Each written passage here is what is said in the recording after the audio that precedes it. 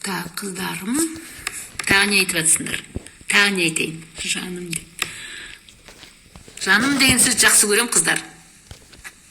Жаным деген сөз жақсы көрем. Мен де жақсы көрем, жасым 60-ға келсе де, мен жаным деген сөз жақсы көрем, қыздар. Не екен?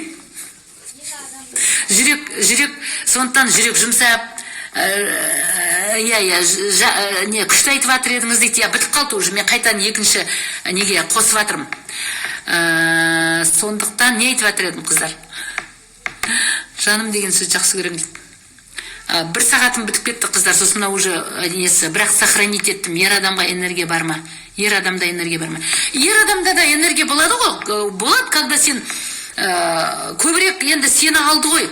Сені не үшін алды? Сол энергия алайын деп бүкіл шаруасы сенің мойныңда. Сен әйелге неге үйленеді? Еркек неге үйленеді? Еркек байғұстар тамақта пісіре алмайды, олар кірде жуа алмайды. Сосын олар байқайсыңдар ма? Мына Құдай сақтасын енді, басымызға бермес, мына адам өліп қалғанда, айырылып кеткенде теп-тез үйленіп алатыны сол. Потому что ол байғұстар, ер адамдар, олар тек қана табыс табуды біледі де, олар жаңа тамақта пісіре алмай қалады. Енді шынаралар бар ғой, бәрін өз жасайтын. Кейде болады, тамақта пісіре алмайды, ыдысында жуа алмайды, соң бәрінен шаршап кетеді. Сондықтан әйел адамды алатын сол, әйел адам берекем деп алады, әйел адам балдарымды көбейтем деп алады, әйел адам менің ұрпақтарымды көбейтеді деп алады, әйел адам менің кір қоңымды жуат деп алады, әйел адам атанам бауырларымды сыйлайды келгенде, бір үй қылып ұстайды деп алады. Сондықтан соған біз сәйкес болуымыз керек. Күйеуімен қалай жақсы тұруды айтыңызшы. Күйеудің тамағын әзірле, жаңағы күйеуге қарсы келме, күйеуге энергия беріп сөйле. Сен үйге кіріп келатқанда приятно. Мысалы, балдарым саған тартқан, балдарымның ақылшысын, біздің ақ папа деп сөйлеңдер. Ағын қосыңдар, мейлі қара бола берсін. Біздің ақ папа, менің күйеуім қара, бірақ жүрегі ақ. Сондықтан мен біздің ақ папа деп сөйлетем. Біздің ақ папа деп еркелетіп отырамыз. Біздің ақ папа, Ужон, біздің ақ папа, Анталияға жіберіп жатқан біздің ақ папа. Бізге батасын беріп тұрып жіберейін деп жатыр бұйырса. Жылда солай істейді мен балдармен, өйткені ол сезон ғой, нағыз сезоны.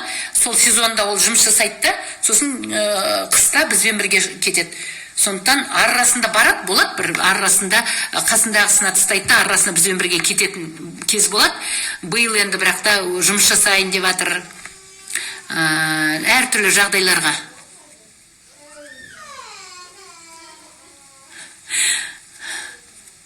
Қыздар бәрін біліп отырсыңдар ғой, бәрін айтады ғой енді сөйтіп. Верность керек, заявление, секс дейді ғой. Бәрі керек, оның бәрімен енді. Енді оның бәрі керек қой. Өздерің білесіңдер ғой, өздерің. Бірақ мен қазақ пайызки өмірді айтып жатырмын, қыздар. Күйеуіңе қарсы келме, күйеуің нені жаман көреді, соны жасама. Болды, дыбысын шығарма, үндеме. Жизнь это театр. Надо играть. Всегда надо играть. Бірақ анда играть дегенде оның көзінше бүйтіп тұрып, басқа бір шаруаларын басқа жағынан жасай бер деген сөз емес. Бәрі Алла көріп тұрады. Алланың алдында ақ болыңдар, қыздар. Ешқандай ештеңе жасамаңдар лишний раз. Просто былай деп ойлап қалыңдар. Күйеуіме жақсы жүруім, ертең өзімнің егінім деп ойлаңдар. Күйеуімнің алдында адал жүруім өзіңнің егінің. Күйеуіңнің алдында адал жүрсең, адал келін тап болады балаңа. Өзіңе қандай келін керек болсын, қандай келін келсін десең, өзің сондай келін бол, өзің сондай күйеуіңе верный бол, өзің сондай жақсы бол. Если сен күйеуіңнің үстінен жүріп жүрсең, если сен күйеуіңе кілең жамандық жасап жүрсең, өзіңе тап сондай келін келеді. Маған бұлай түсіп жатыр, қыздар. Мен күйеуімнің үстінен жүріп кетіп едім, мен енді сонымды қоя алмай жүрмін, мен күйеуімнің үстінен жүріп жүрмін деген қыздар көп келеді маған, қыздар. Сондай қыздарға айтарым, ертең өзіңнің балаңның үстінен келінің сөйтіп жүретін болады. Көргенсіздіктің көкесін жасайды, қыздар. Сондай қыздарға айтарым, көргенсіз болмаңдар. Күйеуің көрмесе, Алла көріп тұр. Алла 2 есесін 10 есесін жасатады саған. Сондықтан қыздар, сондай көргенсіз болмаңдар. Өзіңнің анаңа қандай келін болсын десең, өзің сондай келін бол. Анаңды сыйлайтын келінді жақсы көресің ғой өзің. Сондай енеңді сыйлайтын келін бол. Өзің жаңа сәбиіңе, еркек балаңа, сәбиіңе қандай келін тап болса екен деп аналық сезімің солай болып жүресің ғой. Сондай қандай келін тап болсын десең, өзің сондай келін бол. Өмір жеңіл ғой. Өзіңе қандай келін келсін десең, өзің сондай біреудің келіні бол. Мамаңа қандай келін тап болсын десең, өзің сондай келін бол. Түсіндіре алдым ғой да, қыздар? Түсіндіре алып жатырмын ғой да?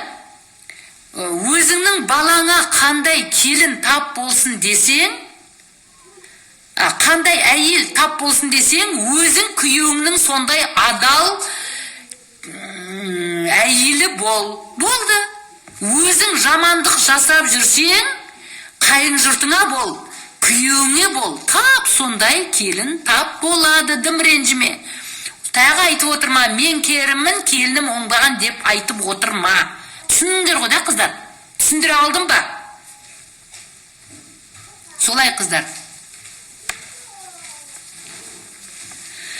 Так, доброе утро, балам.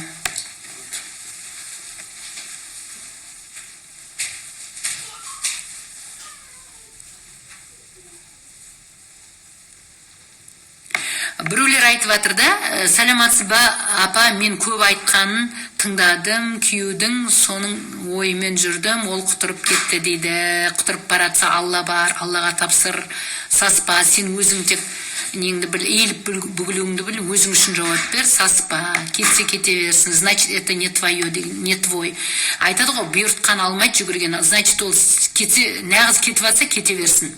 Кететін еркекті ұстама. Самый главный, өзің өкінбейтін бол. Жынданып, оның дегенмен жүрмей, өзің айырылып отырма. Ол кетсе, енді кететін адам ұстай алмайсың бәрі, кете берсін. Значит, сен өзің сол кезде, өзің ой өрісің төмен болған, сондай төмен адамды алғансың. Енді саған өзің опыт жина. Енді дұрыс адамды қара, енді пока өзің дұрысталмайынша басқа еркекке тимеңдер. Қыздар, мысалы, айырылғаннан кейін, өзің дұрысталмайынша, бір 5 жыл, 10 жыл өтпейінше күйеуге шықпаңдар. Өйткені сен тағы да қате басуың мүмкін. Сен тағы да шалыс басып қалуың мүмкін. Өйткені сен өмірден опыт жинаған жоқсың. Бардың да ысылы суқылық қауып қалма. Анаған ерегескенде деп тағы да басқа байға тиіп алма. Потому что сен ой өрісің әлі сол ана жігітті өзің айтасың, сол жігіт оңбаған болды бірден. Сол оңбаған жігітті өзің сана сезімімен таптың ғой, сол подобно к подобному болып. Енді сен өзің өспейінше, өзің духовный уровеньді өсірмейінше, өзің өспейінше, қайтадан тағы табасын сондай. Тағы да бір бала туасына, тағы айырыласың. Үшінші тағы айырыласың. 10 байға тисең, 10 байға да айырылып кетесің, қыздар. Пока емес өз ойы өрісіңді өсірмейінше, өзің көбірек оқып, көбірек біліп, Аллаға жақындамайынша, Алладан тілек тілеп сұрамайынша, Алладан кешірім сұрап, ритуалын жасамайынша, Алладан барлық керек жарағыңды өзіңе алмайынша, қайтадан күйеуге шықсаң, қайтадан сол нені жасайсыңдар, қыздар.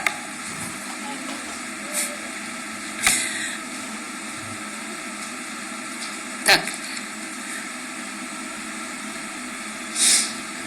Семинарда не айтады? Прямойға шығып жүр ғой күнде, шүкір дейді. Менің енем бриллиант. Молодец, ты сама бриллиант. Если енешка твоя бриллиант, значит, ты сама бриллиант. Молодец. Я менің де күйеуім құтырып кеткен, Алла орнына түсірді ғой, так что мен Алладан ғана қорқам, дұрыс. Сондықтан я впереди, и бәрі мені көре алмайды. Я хуже ведь настоящий. Молодец. Менің қыздар маған тартқан. Менен аумайды менің қыздарым. Енем тамаша жан, значит, ты сама тамаша. Молодец. Так. Ал қыздар, мен барымша айттым да, барлығын қыздар жайлы айтыңызшы дейді.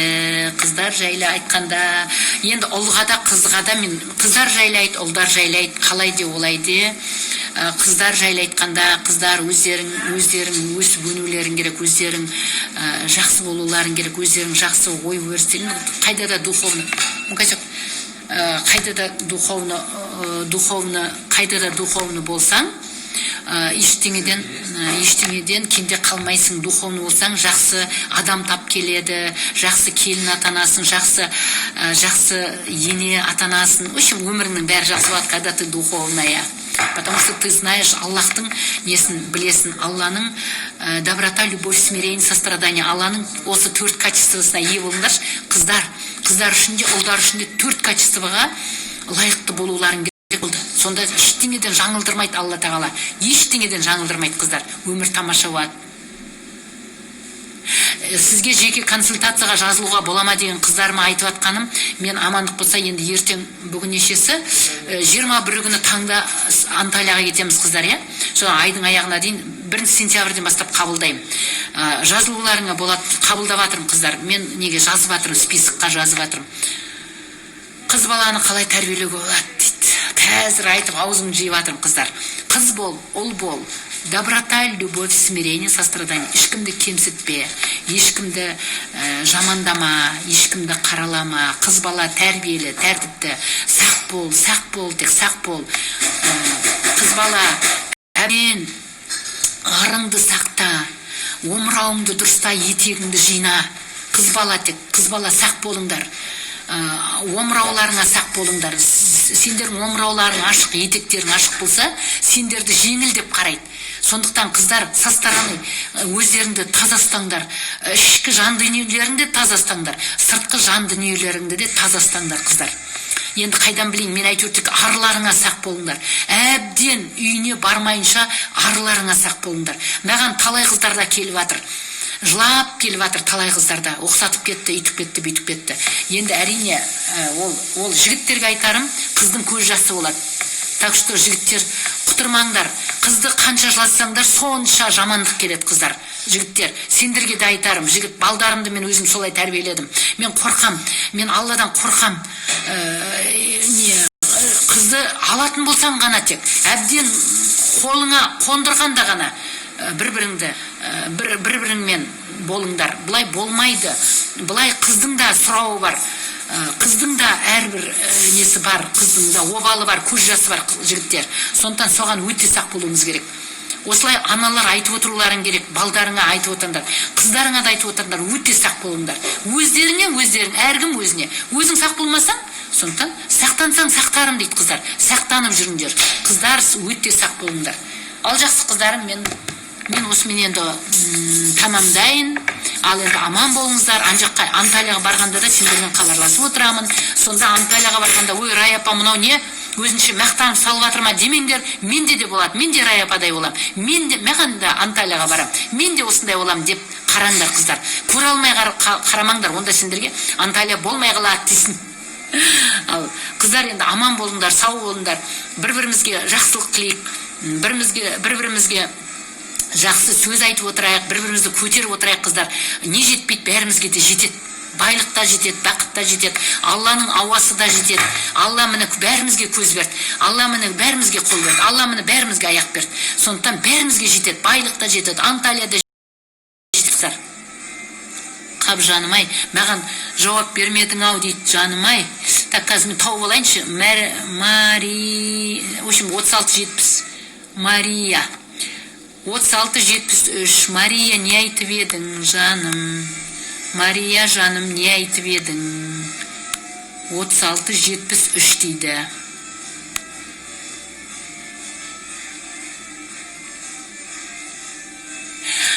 Балам өзінен 3 жас үлкен әйелді алғысы келеді. Не айтасыз дейді. Енді ол мен досконально сұрауым керек. Қалай әйел ол? Үш болғанда қайдан білейін? Негізі енді бала өзінен үлкен адам емес, өзінен төмен адамды алу кереген, соны кішкене айтыңқырамағансың. Бірақ енді нағыз махаббат болып жатса, ертең сенен көреді. Алдыртпаған деп сенен көреді. Мейлі алсын, мейлі рұқсат бер. Ертең сенен көреді. Сен тек мен бағымды байлады. Сен деп алғысы келіп тұрса алсын. Негізі мен қарап отырасың да, ана как лучше болған жақсы көреді.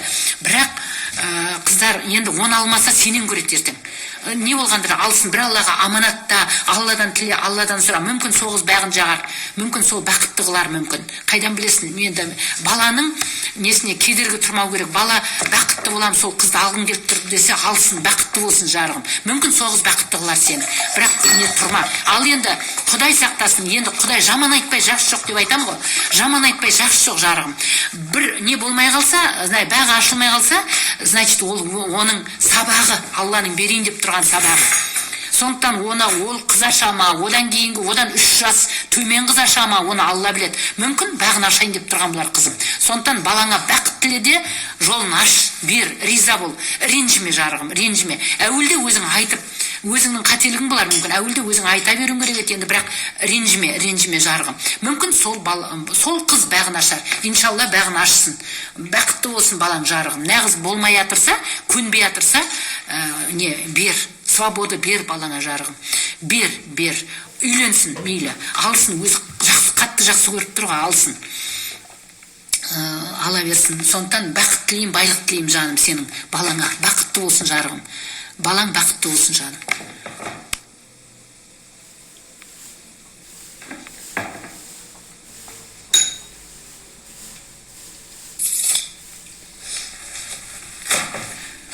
Осылай ашық жүргенді жақсы көрем дейді. Енді үйден өзі тәрбие беріп отыру керек, білмеймін. Кейде бір болады ғой. Енді мен кейде былай деп ойлаймын, я? Кейде мен өзімде былай деп ойлаймын. Мен де мысалы мини кидім кезінде. Мысалы да, енді омырауымды ашқан жоқпын да, кезінде өзім мини кидім. Мені күйеуім мини киіп жақсы көрді. Если фигура позволяет, если жаңағы возраст позволяет, почему бы кисін? Ода тұрған не бар, кисін? Ода тұрған ештеңе жоқ сияқты. Мен өзімде кидім лично. Біздің кезімізде сондай мини кию мода болды. Менің күйеуім сол мини кигеннен мені алды. Позволять етті. Почему бы басқаға неге бермеймін деп ойлаймын. Мен даже қазір келінім кие берсін. Мен нетпеймін. Потому что балам солай жақсы көріп алды. Қазір фигурасы позволяет. Почему бы кигізбеске. Бірақ айтуыр, самый главный, ана үлкен кісілер отыратын жерде дұрыс киініп бар деп айтып отырам. Омырауын жауып, онда қазір балдарды ақылды. Омырауын жауып, ұзындау көйлегін киіп, 1-2 сағатқа барып, дастарханын көріп кетуге 1-2 сағатқа мысалы можно. Жизнь это театр деп айттым ғой. Үлкен кісінің алдында өзін қалай ұстау керек. Үлкендердің алдында үлкен болсын, кішілердің алдында современный жүрсін. Мысалы, ода тұрған ештеңе жоқ. Они же свободные люди, пускай ходят. Мен өзім солай деп ойлаймын. Келін алам, бата беріңіз дейді жаным. Ақыр поток. Ал жақсы қызым, мен саған айтарым, үйленейін деп атқан балаң бақытты болсын жаным. Келінің сенің бағыңды ашсын, балаңның бағын ашсын, барлық жақсылық келсін жаным. Бақыт келсін, байлық келсін, бақытты құс болып қонсын. Келінің аяғынан дейді ғой, келініңнің аяғы құтты болсын жарығым. Алла тағала сіздің үйге бақыт келсін, байлық келсін, немере келсін, қыз немере, ұл немере келсін, бақытты қылсын жаным, балаңды бақытты қылсын, это главный. Сен өзің минусын көрмейтін, жаңағы мақтап отыратын, энергия беріп отыратын бақытты ана, ене бол. Солардың тек ортасында, тек барлық жақсылығын көріп, бақытты болсын балам жарығым. Барлық Алланың бақыты, байлығы, денсаулық, махаббат, қуанышының бәрі келсін сендердің үйлеріңе. Балаң бақытты болсын. Әумин болсын жаным.